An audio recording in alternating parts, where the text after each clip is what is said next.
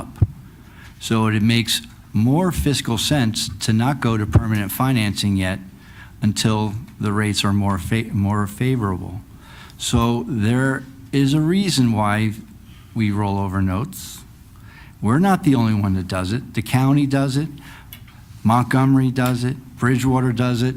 Branchburg does it. It is not very uncommon, and it's probably more in practice than not.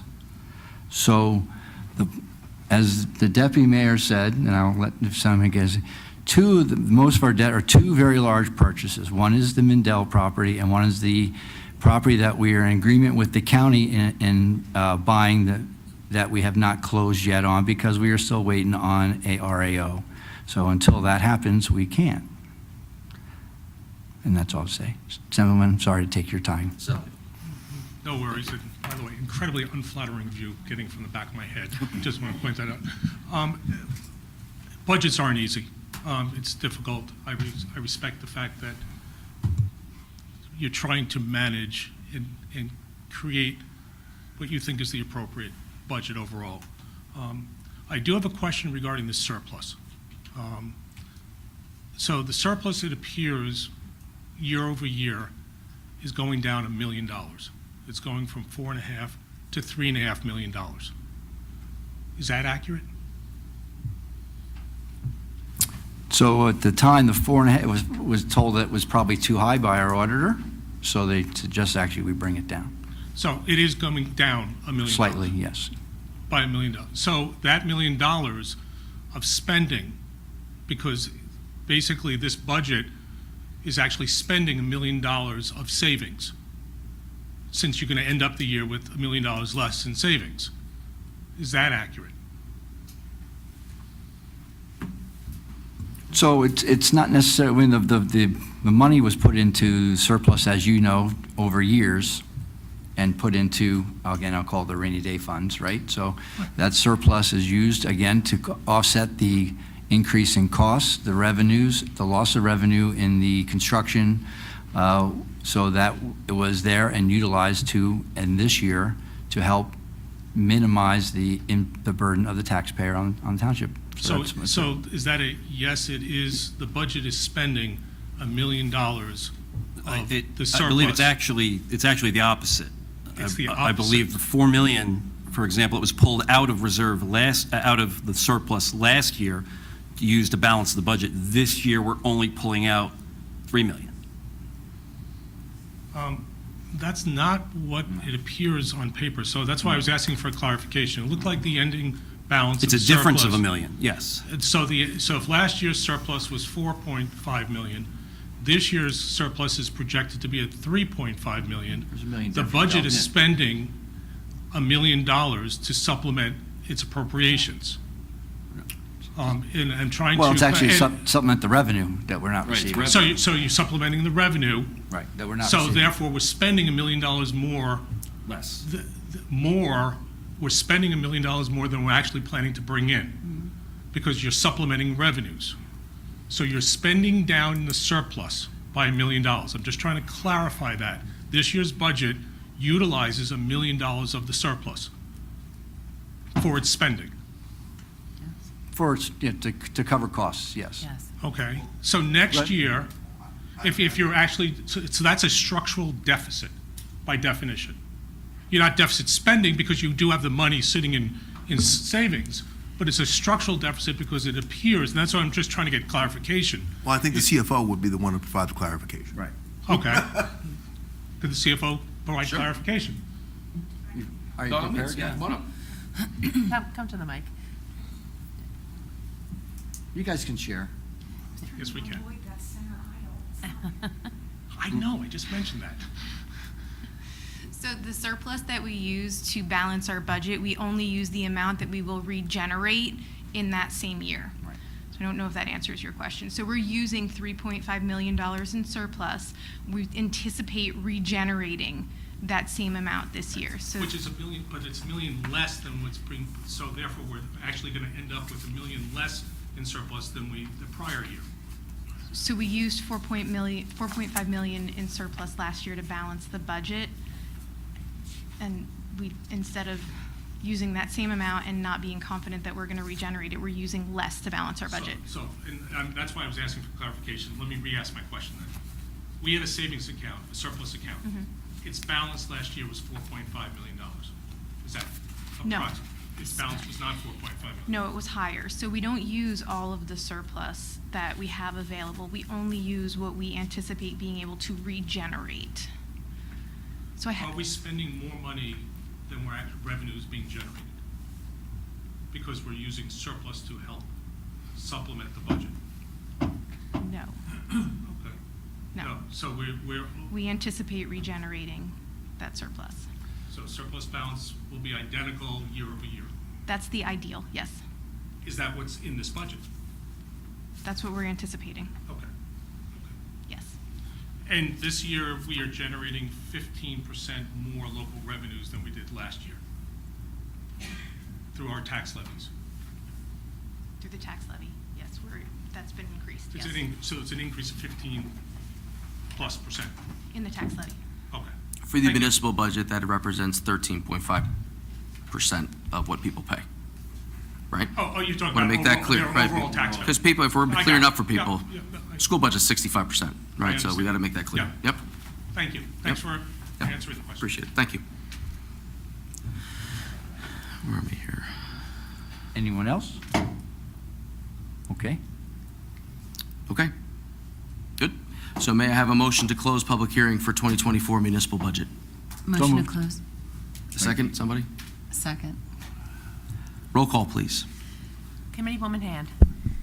For the reasons I've stated, with debt of 54 million, budget of 40 million, I am voting no. This We is haven't got just- to that. We're just. This is just we're to close closing the hearing. We still have to vote on, I will happily close the hearing. okay. It's past my bedtime. Committeeman Lapani. Yes. Committeewoman Payne. Yes. Deputy Mayor Chicarelli. Yes. Mayor Britting. Yes. May I have a motion to approve resolution amending the 2024 municipal budget? So moved. A second? Second. Comments from the dais? Comments from the floor? Roll call, please. Committeewoman Hand. Okay. Committeeman Lapani. Yes. Committeewoman Payne. Yes. Deputy Mayor Chicarelli. Yes. Mayor Britting. Yes. May I have a motion to adopt the 2024 municipal budget as amended? So moved. Second. Roll call, please.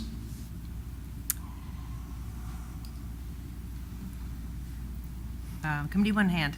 Sorry. No. Committeeman Lapani. Yes. Committeewoman Payne. Yes. Deputy Mayor Chicarelli. Yes. Mayor Britting. Yes, this is the right thing to do to move our township in a really good position financially and keep our families safe. Thank you, Chief. Consent agenda. Now we have items 8 through 22 remaining, correct? Correct. Correct. Okay, 8 through 22. All right, may I have a motion to approve consent agenda items 8 through 22? Motion. Second. Comments from the dais? On consent 20, which is authorizing the purchase of public engagement software from public input. This is, this software will be used for the master plan. It's really user-friendly. It's going to provide a portal with all kinds of features that it will transcribe phone messages. It will translate from languages. It's very user-friendly, so we're really excited about getting this implemented and up and running for the public's use. So we'll be rolling that out, and we'll be getting some training and rolling that out for the public's input into the master plan. Any other comments? Yeah, I have a question. So Resolution 8, that is for the wildlife changes that we saw this evening, right? Correct. Perfect. Any other questions? Floor, any questions from the floor?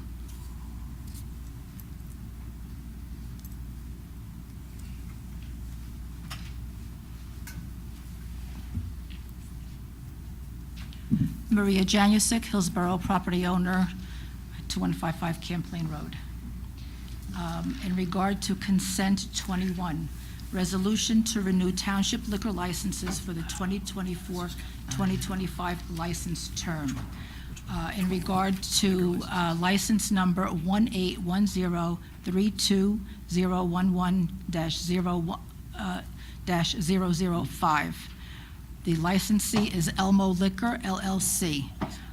There had been an issue in regard to the sale of this liquor license. When was this liquor license transferred from Polish Falcons Camp Incorporated to Elmo Liquor? I don't have the exact date that it was transferred. This resolution is just renewing it for the 2024-2025 year. So this was If you given... need the date, you can Oprah us for that. I think you already have, but you can Oprah us for that information. I had previously submitted an Oprah, and towards the end of possibly last year, when there was an issue with this, and there had been no transfer at the time. There was also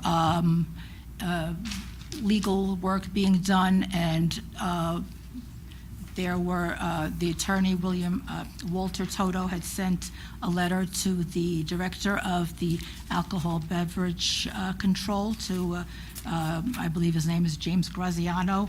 There was an issue in regard to this. So how did this just automatically show up as under Elmo Liquor? And the other issue is, initially, this liquor license, which belonged to Polish Falcon Camp Incorporated, the license number was 1810-32-011-003. When Elmo Liquor applied for the purchase of that license, it was under 003. Then there was a resolution last year showing that there was a sale of the liquor license from Polish Falcon Camp Inc. to Elmo Liquor, and the license number was shown as 1810-32-011-004. If you have questions about how the license numbers work, you can, Ms. Janusek, I think we've tried to explain how the license numbers and the revisions work, but I'm happy to meet with you offline if you want me to explain how those work. I'm happy to do that. The resolution showed that the license number ended in 004. And Again, now I'm it's happy being to shown explain as that to you 005. offline. So Anytime. there are questions in regard to this liquor license, which Elmo claimed they had a location, and now it's being shown as ABC Pocket, as an ABC Pocket license. So there are a lot of questions in regard to this license. Ms. Janusek, this is... go ahead.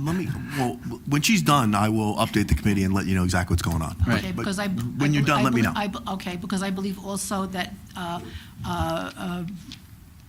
there was supposed to be a meeting at the AOL in regard to this license. There was supposed to be a pre-hearing, and then there was no pre-hearing. So yeah, because I know that your law firm, DeFrancesco, Bateman, et cetera, was part of the involvement with this liquor license. So yeah, I'd like to know what's been happening, how this turned up to be. Just let me know when you're done. I'm done. Okay. For the benefit of the members of the Township Committee, this liquor license was transferred last year. Ms. Janusek was actually here, and she objected to the transfer of the license. What happened was, this one entity, Polish Falcons, they claimed that they had a right of first refusal to buy the license. That's nothing for the Township Committee to get involved with, a right of first refusal. Your obligation when you transfer a license is make sure the person's qualified. So we had a person who said they owned the license. We had Elmo who said they were buying it. They submitted it. They cleared, and the resolution was adopted. What she's saying is her attorney that late that afternoon sent a letter saying, oh, wait, my client has a right of first refusal. So they claim that license was improperly transferred. Again, it's not an issue that you guys adjudicate. But what they did was they filed an action in court. And Ms. Janusek knows this. They filed an action in court because she's part of that. They filed an action in court, and the judge said, no, you blew your right of first refusal, and you lose. So a judge has already decided that Elmo is the rightful owner of the liquor license. So I don't know why we're having this conversation, but that's the facts of the matter, and now Elmo is just renewing the license. You also had involvement with the Administrative Office of Law You were supposed to have a pre-hearing with, I believe, a Judge Bono. There was also paperwork sent to the. Thank you, Ms. Can we move on, because you've already ABC. been answered there. And so, no, because. We don't have control of this, Ms. Attorney Willard is Janusik. incorrect in that there is an appeal. There is an Until that appeal. appeal is done, So it doesn't matter. while this is in appeal, The how did license this, meets how all the did this transfer? qualifications for renewal This is right a now. legal matter. We're- It has nothing to do with the Township Committee. This is renewing the license for this term. It has tax clearance, it has, the application was filed with the ABC, the fee was paid to the state, and the fee was paid to the municipality. We are renewing the license based on those facts. So this license has 3 different license numbers, and it's. Again, I Can we can move explain on, those, Ms. I can Janusik? explain that to you It's an appeal, offline. I and tried that's what I to, want- I'm Ms. happy to. That's what I Janusik, want you've to had your state, that opportunity it to is comment an on this. appeal. You might not like the decision, Okay. but we're going to move forward. Fine, okay. Next item, please.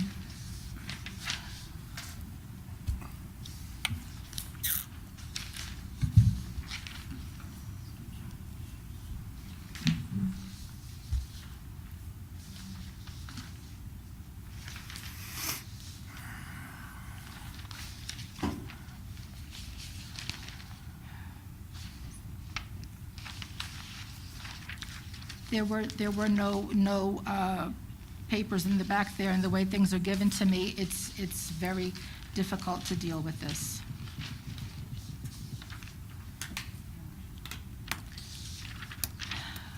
Consent number 14, resolution authorizing release of cash escrow for winter certificate of occupancy for Hidden Brook Development. Is that a new development in Hillsborough?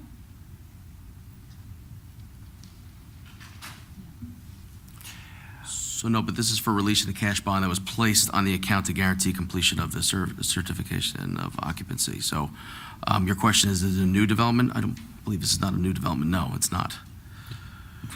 Let's see. This gives us. Janusik, this is the same thing you ask every time. Yeah, this is before. We've had this conversation. So a bond is given when a developer builds a project. Right. When the project is done to the certification of the engineering I department. understand that. I'm the- asking if this is a new development. It's And then a I new want to cons- ask, because they give a block I and lot think it's new number, what's the construction location? in That's a all. group of homes that already existed.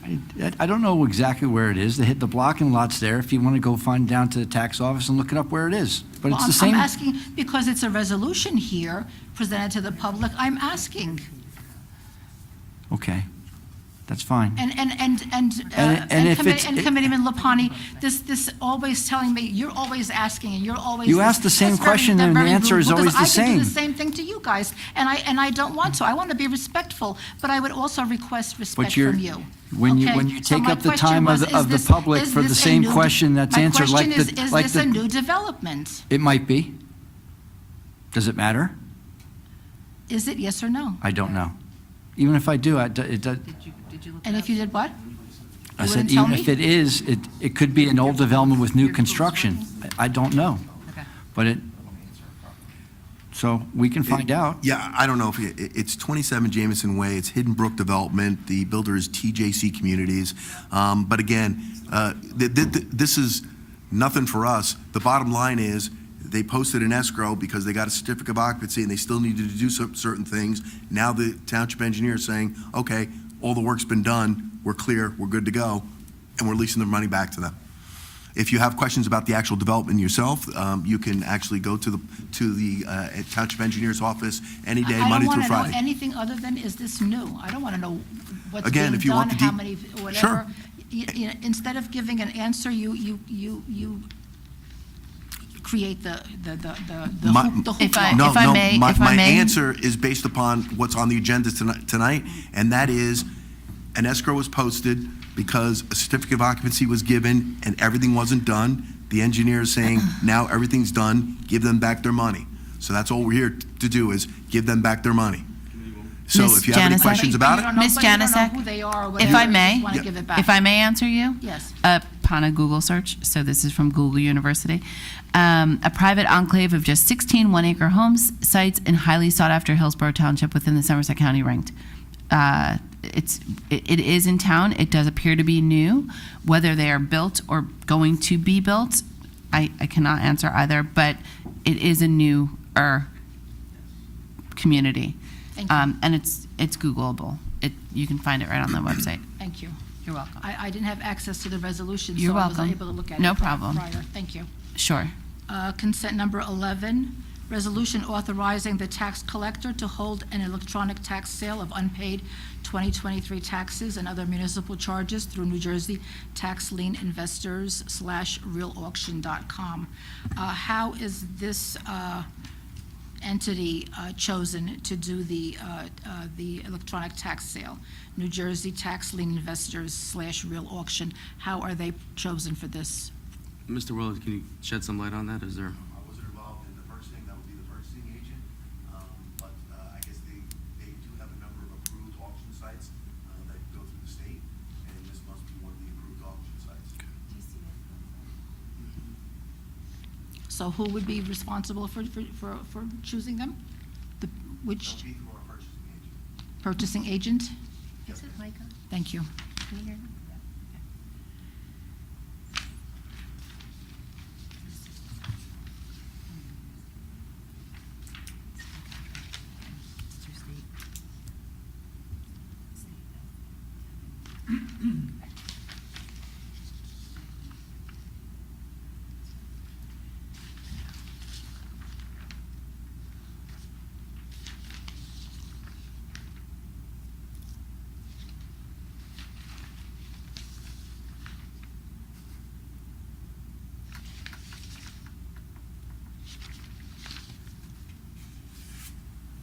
Thank you. Any other comments? Okay. May I have a motion to approve consent agenda items 8 through 22? I did that right, Senator's floor. Okay, roll call. Here we go. Committeewoman Hand. Yes. Committeeman Lapani. Yes. Committeewoman Payne. Yes. Deputy Mayor Ciccarelli. Yes. Mayor Britting. Yes, public hearings. 2024-06, an ordinance granting consent and permission to New Jersey American Water Company Incorporated to furnish wastewater collection and conveyance service in a portion of the Township of Hillsborough, Somerset County, New Jersey. May I have a motion to open the public hearing on ordinance 2024-06? Motion to open. Motion to open. Second. Second. All in favor? Aye. Aye. Any opposed? Okay. Is there any discussion from the dais? From the floor?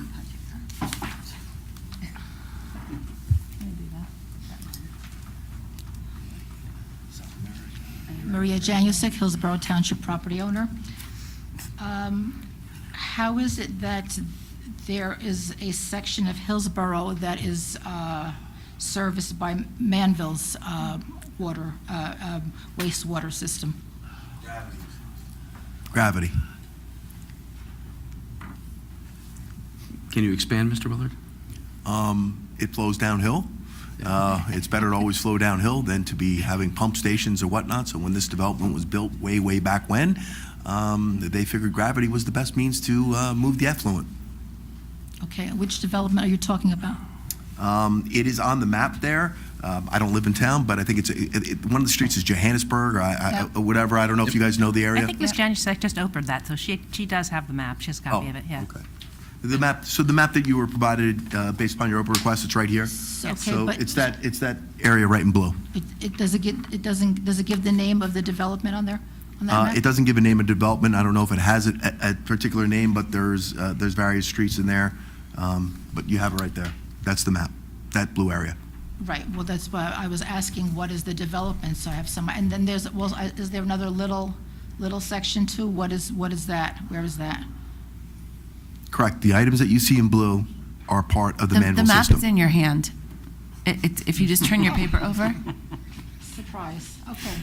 So what is that? What is that section? Because there's things written here, but it's not really clear.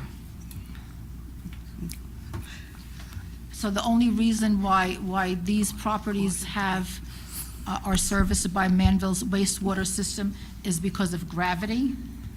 That's how it was constructed back when, yes, and gravity is always usually the preferred means of moving the effluent. When you can avoid pumps and pump stations and force mains, those get more expensive and they require a lot of maintenance. So this section of Hillsborough is lower or higher or whatever that it would require? It's just closer to Manville. require- I'm not going to get into engineering with Well, you, no, but because it you're saying of course. gravity and Ms. there's no Janusik, can I hills make or a mountains. suggestion? And you've asked this question a number of times also, and you've opened it. Maybe you should just go to the MUA meeting and ask them if you really want a detailed engineering answer, because they can tell you probably what the SRVSA has told them to do. So I think that would be a better use of your time, is to go to an MUA meeting and ask them. Okay? But anyway, just for the members of the Township Committee and anybody who's watching at home might want to know what's going on here, Manville has elected to sell their sewage system to NJ American Water. So NJ American Water is going to buy Manville Sewer, and they're the ones going to be operating Manville Sewer System from now on, since these particular properties are and always have been serviced by Manville Sewer System and been part of it. We have to adopt this ordinance to have them all serviced by NJ American Water. So that's the purpose of it. Does it say here how many properties are serviced? In the thing, it says 440 customers. What? 440 On customers. your map, it says 440 customers. 400, what? And 40. On your map, it In the says ordinance also. 400. It says Oh, it's in the ordinance? It's in the Sorry. ordinance, Sorry, thank you. That's okay, it says 440 customers. approximately. Okay, thank you. Okay, may I have a motion to close the public hearing and adopt ordinance 2024-06? So moved. A second? Second. Roll call, please. Committeewoman Hand. Yes. Committeeman Lapani. Yes. Committeewoman Payne. Yes. Deputy Mayor Chicarelli. Yes. Mayor Birding. Yes. Okay, so 2024-07, an ordinance amending Chapter 188, Land Use Development, Article 5, Districts and Standards, Section 188-113.7, Mixed Use Inclusionary District -1 of the Code of Township, Hillsborough, New Jersey, Township of Hillsborough, Somerset County, New Jersey. May I have a motion to open the public hearing on ordinance 2024-07? So moved. May I have a second? Second. All in favor? Aye. Any opposed? Okay, are there any discussion from the dais? Mayor. Any discussion from the dais? How did he get up here? You want to explain what that is? Very stealthy, David. Yeah. Yes, good evening. Came Good out of evening. Batman. For the record, David Coyce, our planner. Good evening, Mayor, Township Committee, staff, and public. Please be advised that the Planning Board reviewed Ordinance 2024-07 at their June 6th meeting. The ordinance proposes to replace approximately 8,000 square feet of the unbuilt retail space with two-story residential buildings to consist of 24 total residential units. That's 18 market rate and 6 affordable housing units, and a park with a playground in the mixed-use inclusionary district -1. The Planning Board has no objections to the ordinance as presented. The board further found that the proposed amendment is consistent with the Township Master Plan. A motion was passed unanimously to recommend the adoption of ordinance 2024-07. Mayor, I'll add, since I'm blessed to be on the planning board, to answer maybe some questions. This is a development that's being built at the very southern end of the bypass, near Mountain View Road. The original settlement agreement had 2 retail components. Obviously, this was before COVID when this was approved. Obviously, post-COVID, retail space is hard to fill. The developer asked us to possibly allow them to modify it, and we agreed at the time that in effort to, number one, gives us a little more affordable housing for our obligation to complete the project, and also add, as part of that, an amenity that was not included in the original plan, a pocket park for the residents. We felt that was a good use of space, and that's how this became. Thank you. Any comments from the floor?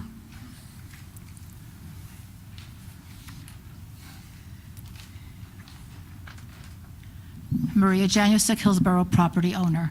According to this information within the ordinance, it says that there was a settlement agreement. That settlement agreement had to be approved by a judge? Well, the original one, any settlement agreement had to be approved by a judge and fair share, yes. So how are you able to change this without approval from the judge? We submitted this, if I recall. Yeah, Mr. Willett, can you give the details there, please? Well, this actually would be Mr. Bernstein. Right. This is an affordable housing development. It's mixed use, so it has a partial retail, partial, but. We're adding more affordable. But the bottom line is, you're adding more affordable units. Right. Fair share had no objection to this. No. Nobody's going to object to more affordable units being added, so that's what this particular does. It gets rid of, I believe, 8,000 square feet of retail space, and in return, they're going to construct an additional 24 residents, of which 6 will be affordable.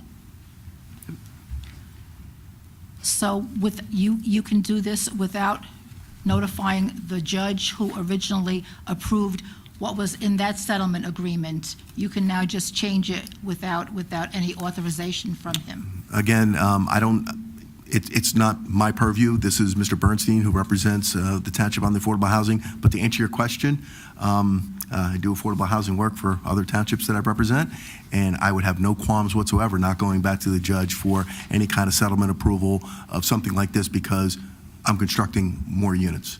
If I was constructing less units, then I'd have to go to fair share. I'd have to make sure I go for the judge. But I'm not so sure Mr. Bernstein hasn't presented this to the judge. But Would this be is more of an an affordable housing, ordinance. a planning board maybe question when he's there? She can certainly address, Yeah. well, if it comes up as a topic, but. Yeah, right. Yeah, So- we've done everything that is to that settlement agreement. We are just adding homes, so we are not in violation of the settlement agreement. We are just adding more property and more development to the property above what the settlement agreement was. So The original was Attorney Bernstein the attorney who handled the settlement agreement with the judge? Yes. So he's the planning board attorney, and he handled the settlement agreement that goes for a project that goes before the planning board. Yes, and you know him well. So what is your question? So you're saying that you don't need to go, because you're fairly sure that the judge would approve Ms. this, Janicek, that you don't have to? I'm going to say that I believe, from my recollection, this has been a while ago, that we sent this to Fair Share, this idea, and they came back with no objection, if I recall. So are there written records documenting I don't that this recall. was, Again, this why don't you- was presented to the Fair Share? We can find out for you, okay? Okay. So does this have to go now to the Board of Adjustment, since this is a project? No, it's not Has this- Board of Adjustment. Has this project already been started? It's almost done. Well, then when you're making changes, don't you need to No, go to the whole project's almost done. This is the last piece of the project to finish. But you're making changes to the original plan. Yes. Correct. So then doesn't it need to go to the Board of No. Adjustment? No. If I may, Mrs. Janicek, I think what you're asking is any of the changes that were made or being proposed in this ordinance, can the developer just start building it this way, or do they have to go back for a site plan to the planning board? And the answer is yes, they have to go back to the planning board if they're going to build it in accordance to the ordinance that's in front of the Township Committee right now. Not the Board of Adjustment. So the developer can make changes to the settlement agreement, and then the township can pass an ordinance and allow it. Well, there really isn't, there is not a change to the settlement agreement. Hold on a second. But let's be clear about something. The parties to the settlement agreement, the developer, the township, and Fair Share. There's 6 more affordable units being built. So Fair Share is not going to complain because there's 6 more units that are going to be built. The developer is the one who asked for it, and the township is now granting it. So therefore, all parties that are involved are approving of this. And do you have that in writing? It's right here. It's right here. That's what we're doing now. Fair It's share, ri- fair share, you have approval in writing from Fair Share? I will, We'll find out. we could find out for you. I don't know We what will Mr. follow up. Bernstein has, but we could Bernstein. find out if he ran it by them. But again, I don't care if he didn't, because as I told you again, Fair Share will never object to you constructing more affordable housing. Never. Except that all of this was a settlement agreement, and so in order for it to be legal. It's like asking my kid, you want whoever 2 was ice creams or involved 1? Should give their input, and also the judge should be notified. Thank Okay. you, thank you. Thank you. May I have a motion to close public hearing and adopt ordinance 2024-07? So moved. Second? A second, please? That was me. That was you? All right, roll call, please. Committeewoman Hand. Yes. Committeeman LaPagni. Yes. Committeewoman Payne. Yes. Deputy Mayor Chicarelli. Yep. Mayor Britting. Yes, all right, 2024-08, a few more ordinances now. An ordinance amending Attachment 8 Development Application Guidelines and adding Attachment 12 Subdivision and/or Site Plan Green Development Checklist in Chapter 188 Land Use Development of the Code of the Township of Hillsborough, Somerset County, New Jersey. May I have a motion to open the public hearing on ordinance 2024-08?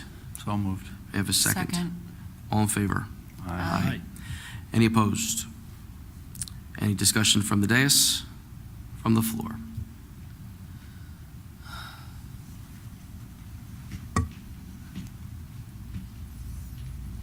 Maria Janusik. So is this something that is mandatory, or this is something that a developer could decide he wants to go along with? What is the purpose of this? Mr. Mayor, may I Go address for it. Ms. Janisic? Hi, Ms. Janisic. Yes, so if this is adopted, this would be a requirement through the completion process. So when someone submits all their materials and they have to go through a review in order for it to be deemed complete before an application gets scheduled to be heard by the board, this would be a requirement for any site plan and any subdivision application where they would have to complete this form, and they're not obligated to do any of the things that are listed there, but it does generate a conversation and perhaps could even improve the project as they're looking through that, and perhaps those are some things that they'll look to add. It's also a way for us as a planning and zoning department to help guide the planning board and also the township committee in making recommendations for other parts of the ordinance to require sustainability in different ways. So it's not mandatory? The filling out the form is mandatory. The doing each action is part of their development. That's not mandatory. Thank you. You're welcome. May I have a motion to close the public hearing and adopt ordinance 2024-08? Motion. Second. Okay, roll call, please. Committeewoman Hand. Yes. Committeeman LaPagni. Yes. Committeewoman Payne. Yes. Deputy Mayor Chicarelli. Yes. Mayor Britting. Yes. 2024-09, ordinance amending Chapter 188 Land Use Development, Article 1, titled Purpose Definitions, Section 188-3, Words and Terms Defined, and Article 4, Design and Performance Standards, Section 188-68, Off-Street Parking and Loading of the Township, Code of Township of Hillsborough, Somerset County, New Jersey, to authorize and encourage electric vehicle supply/service equipment, EVSE, and make-ready parking spaces. May I have a motion to open the public hearing, ordinance 2024-09? Motion to open. Second? Second. All in favor? Aye. Aye. Any opposed? Any discussion from the dais? Any discussion from the floor? Okay, roll call, please.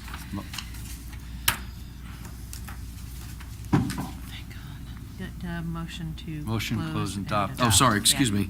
Sorry. So May I moved. have a motion to close public hearing and adopt ordinance 2024-09? Sorry about that. So moved. Second. All right, roll call, please. Committeewoman Hand. Yes. Committeeman LaPagni. Yes. Committeewoman Payne. Yes. Deputy Mayor Chicarelli. Yes. Mayor Britting. Yes. 2024-11, ordinance to amend, there's one more after this. Ordinance to amend an ordinance entitled Salary Range Ordinance, setting forth the salary ranges for the classifications set forth in said ordinance. May I have a motion to open the public hearing on ordinance 2024-11? So moved. Second? Second. All in favor? Aye. Any Aye. opposed? Is there discussion from the dais? Ms. Janusik from the floor.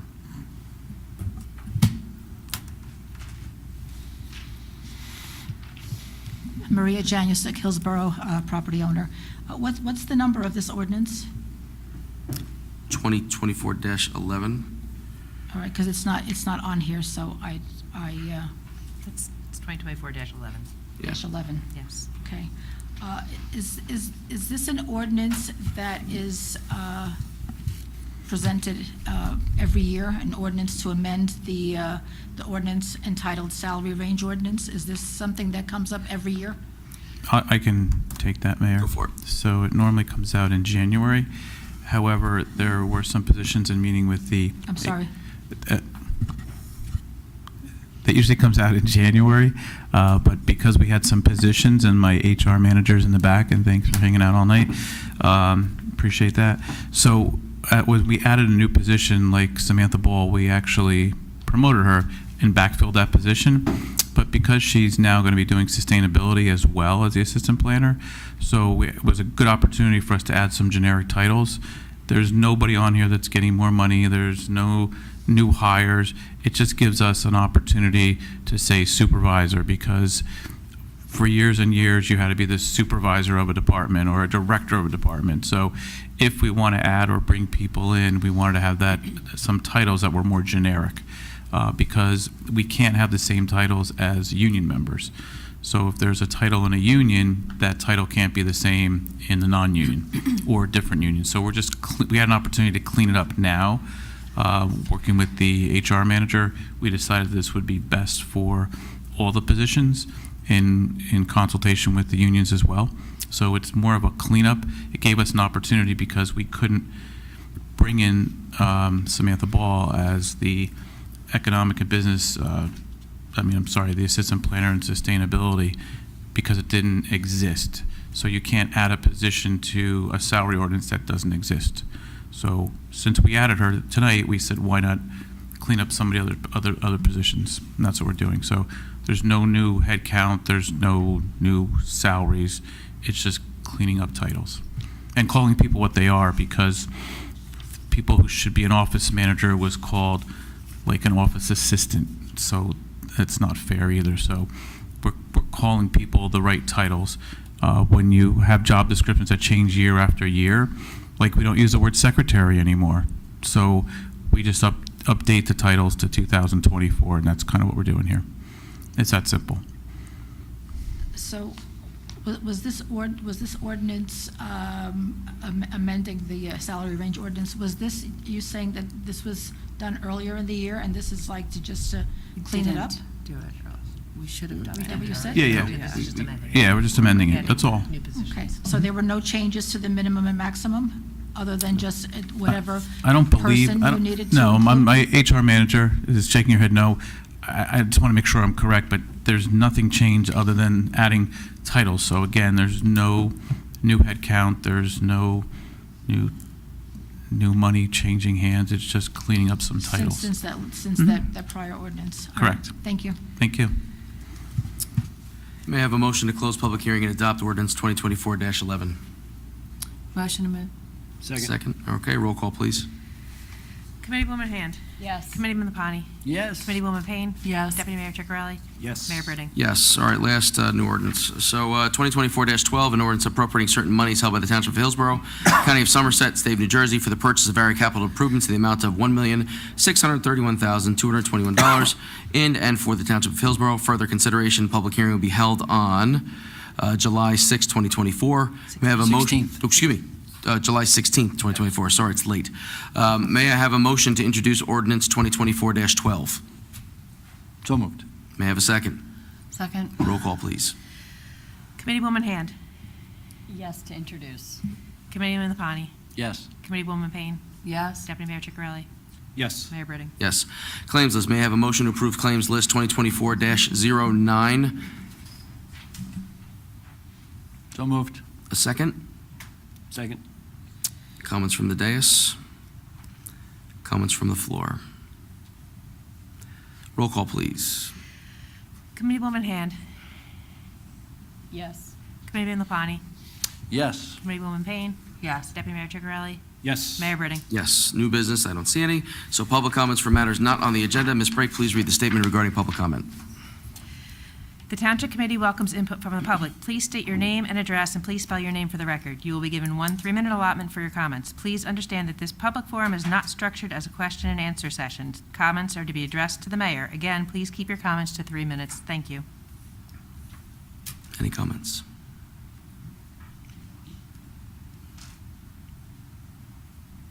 Hello, my name is Leisha Gabriel-Bayless. That's Licia-Gaberbayless. I live in Hillsborough. I just wanted to highlight one of our events that we had at Eris recently. It was a STEM event.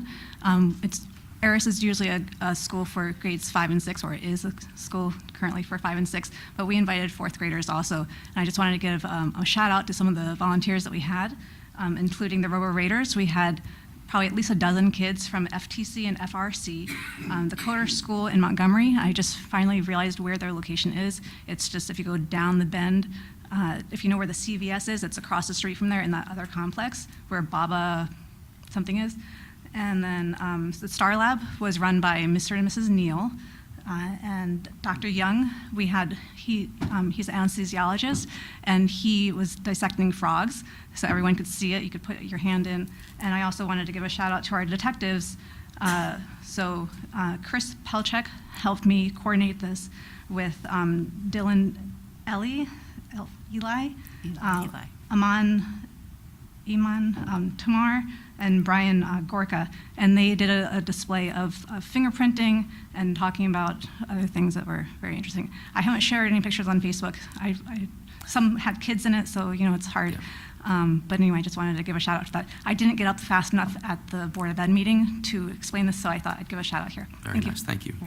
It's Baba's Bagels. Baba's Bagels, very good. I do Pilates next door.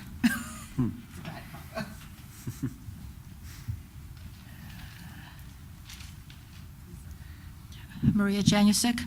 At the corner of 206 and Falcon Road, there had been a body of water, stagnant body of water, that was sitting there for a very long time. And it looks like recently it had been pumped out. And so I don't know if anyone will answer the question, but is that going to be the procedure when that Where again? I'm sorry. basin on the corner of 206 and Falcon Road? Yeah, that's the one that they're fixing, so yeah. So there was a body of water, stagnant water, that just sat there for the longest time. Okay. And there were pumps, so that water had been pumped out. Yep. Is that going to be the procedure when that fills up with water to just go and pump that water out? It's a very good question. I'll follow up with the engineer to make sure because that makes sense to me, but let me, I don't know the answer to it, so we can follow up with you. They were working on it to fix it, so hopefully not is the hopeful answer. Yeah, but I don't know, so I don't know. We'll follow up with the engineer. It's not my expertise. Okay. It's an information, they will not pump out the things on a sorry, regular what? basis. They will not be pumping out the basins on a regular basis. That will not be the design. Gotcha. Well, maybe the engineer can answer that question. Yeah, that will not be the design. They were installing fabric and trying to fix the detention basin, the problems that whatever the state's design issue may or may not have had. They're trying to correct that, because we raised it as a safety issue with the summer coming and mosquitoes and kids now all out running around. And we raised that as a safety issue. So I think the state took it upon themselves, or upon advisement, they repaired the first one on the west side a couple weeks ago, and they're doing the same thing to the east side, the one that they just pumped out. So they pumped out the west side first and fixed it, and they're doing the same thing on the side closest to Falcon Road. So that was the state that did Yeah. that? Yeah. Uh-huh. Well, it wasn't us. Right. It was the state or the bonding company. I'm pretty sure it was the state. Yeah. Okay. Now, Falcon Road is being enlarged Widened. right now, Yep. widened.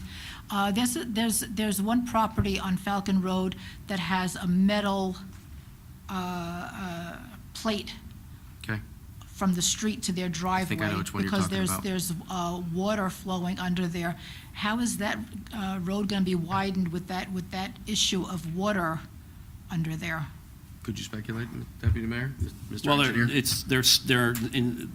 as part of the road construction, they're installing stormwater management procedures. So that stormwater that runs under the grate will now go into the, I'm assuming into the pipes, the Which stormwater they're putting pipes. in now. And the state, or no, the contractor will Premier. probably provide a nicer access to that driveway than a steel plate once it's fixed. Okay. Is that a township road, Falcon Road? Yes, it is. Okay, all right, because it's, how does a private contractor,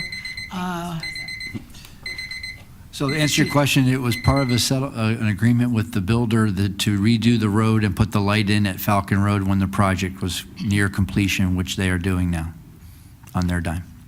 thank you. You're welcome.